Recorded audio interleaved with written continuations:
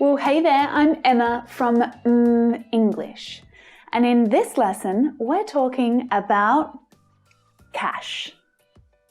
Moolah, big ones. Bucks, quid. Dosh, dough. Coin, money. Now, most countries have their own currency, the name for their money. So dollars, pounds, euros, yen, rupee, dirham, renminbi, dong. In fact, can you do me a favor and write the name of your country's currency in the comments below this video? I'm curious to see just how many currencies we can collect down there. But currency is not what this lesson is about. This lesson is about the nouns, the verbs, the adjectives that we use to talk about money in English, and there are plenty. The thing about money is, it's a pretty dang important part of life, really, isn't it?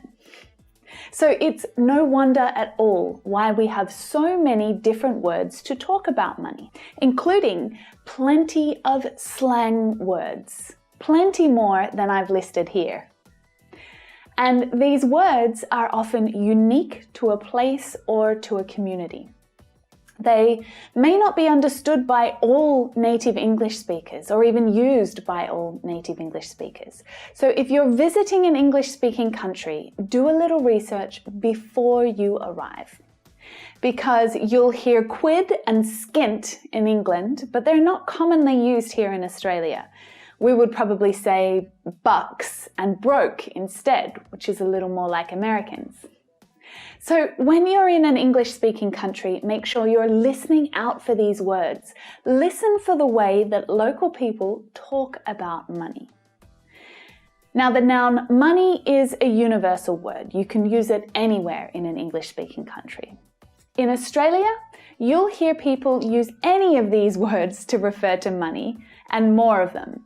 But the most common ones are bucks, cash, coin, and of course money. One of the trickiest things about money words in English is how they are used, because dollars and bucks are countable nouns. So if you have more than one, it must be plural. Make sure you check your pronunciation on that. It's very common for English learners to drop the plural S and say $5, which is incorrect, $5. Now, bucks is just an informal, casual word for dollars. It's a synonym. Can I borrow 10 bucks? It has exactly the same meaning as can I borrow $10? It's just more informal. And often, bucks is used as a bit of a sales or marketing tool because somehow bucks makes things sound cheaper or less expensive. Oh, it's only 20 bucks. Let's get it. What? $20? I'm not paying that. No, it's only 20 bucks. It's nothing. So this is exactly the same amount, but using bucks makes it sound cheaper somehow. So it's a good sales tool. Cents and coins are also countable nouns relating to money. Do you have any coins? I need them to pay for parking. Sorry, I've only got 50 cents. Now, quid is countable, but it doesn't have a plural form. It'll cost you a quid. Can you lend me 20 quid? There is no s plural sound. Now, when you think about money like this, it's easy to see how it's countable, right? We know exactly how many dollars and cents we have in the bank. So, of course, money is countable, right? But actually, some English nouns that refer to money are uncountable. And this has a huge impact when you're using these words in English sentences. So to find out more about that, check out this lesson I made about uncountable nouns. But right now, we'll continue talking about uncountable nouns relating to money. okay? Money is an uncountable noun, and cash is a synonym. It's also an uncountable noun, which means that they have only one form. There is no plural form. We would never say monies or cashes. Did you bring any money for the tickets? I haven't got enough money to pay for lunch, sorry.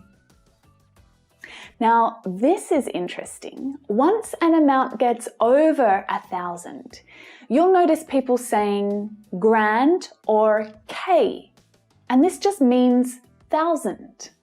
So this is quite common across all English-speaking countries. He earned 80K in 3 months. We borrowed 50 grand from my parents to put a deposit on our house.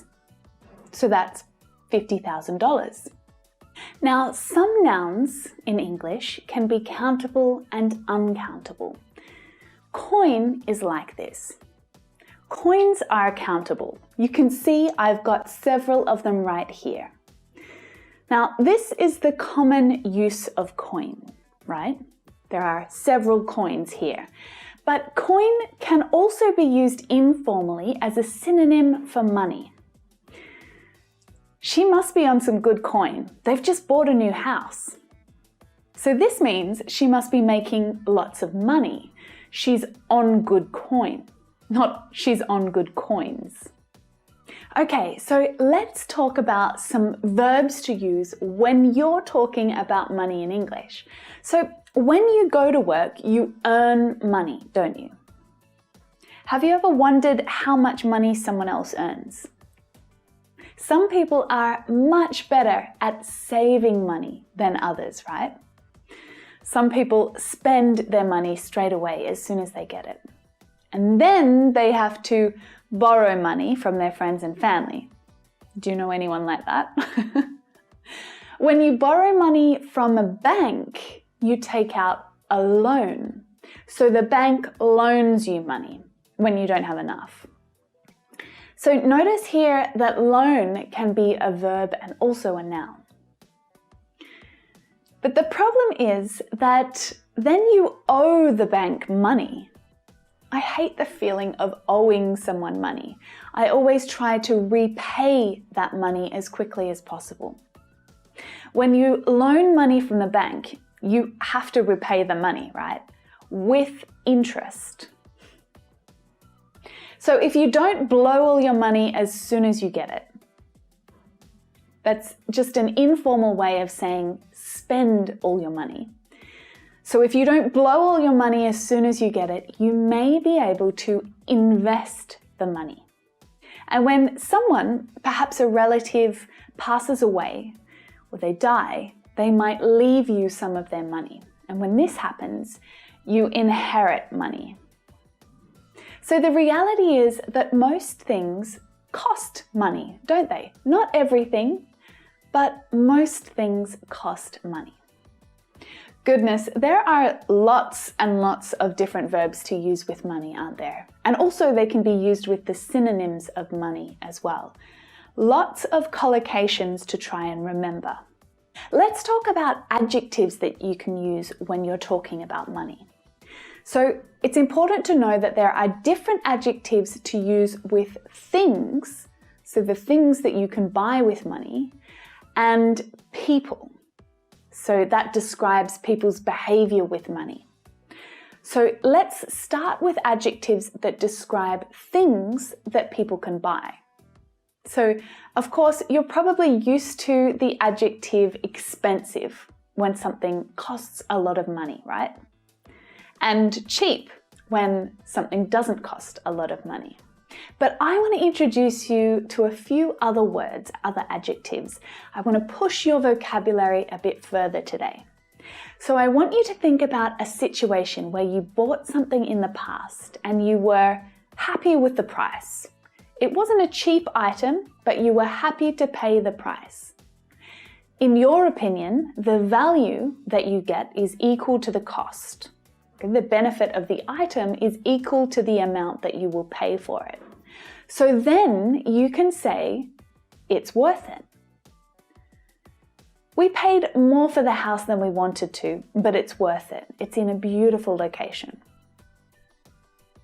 You might also say that the price was fair or reasonable. But if something costs more than you think it's worth, you could say that it's pricey. I almost bought a new sofa today, but I decided it was too pricey. I'll keep looking for one that's a little cheaper. Now, the adjective cheap is not always a positive one. It can suggest that something is poorly made, that the quality is bad. So if you want to say that something is cheap, but express it in a more positive way, you could use affordable or economical. We need more affordable housing options in the city. Catching a bus to Thailand is more economical than flying. That's a positive way to express cheaper. So how can we describe people and their money? You probably know someone who is generous with the money that they have. They share it with everyone around them. They're generous. Now, if someone has a lot of money, you could say they're rolling in it. As in they're rolling in money. They've got lots of it. Another common one, they're loaded. Or even, they've got heaps of coin. Now, if someone doesn't have much money, you might hear they're broke or they're skint. So broke is common in Australia and in America. Skint is commonly used in the UK, but both mean that someone doesn't have much money or any money. I'm completely broke. Now, if you know someone who doesn't like to spend their money, you could say they're tight or a cheapskate. Now, these are both insults. They're not kind words, so don't use them to talk about your friends unless you're joking around. My boss is so tight, he cancelled our Christmas party because there were too many people to invite. So if you don't mean to insult someone and you're suggesting that it's a good thing that they don't spend their money, then instead use a different adjective like thrifty or money conscious. My auntie is thrifty with her money. She doesn't earn much, but she lives comfortably. Now, if someone doesn't like to spend money, that's not necessarily a bad thing, is it? Sometimes that's a really positive quality. So I've introduced a lot of new words throughout this lesson, lots of words to do with money. What I suggest you do is take a few moments to write a paragraph. Right now, write about the people in your life who suit these adjectives or things you've done with the verbs that we talked about earlier. Do you know someone who's loaded or someone who's thrifty? Tell me about it in the comments. Practice using these words in sentences. I really hope that you enjoyed this lesson. Money is something that we all talk about a lot, don't we? So I hope that you learned some new ways to express yourself today. Please show your love and support for the English channel by clicking that red subscribe button just down there. If you're not a subscriber already, you should be. Come and join us. If you want to keep watching and keep practicing with me, check out these lessons here. Otherwise, thanks for watching. I'll see you next week. Bye for now.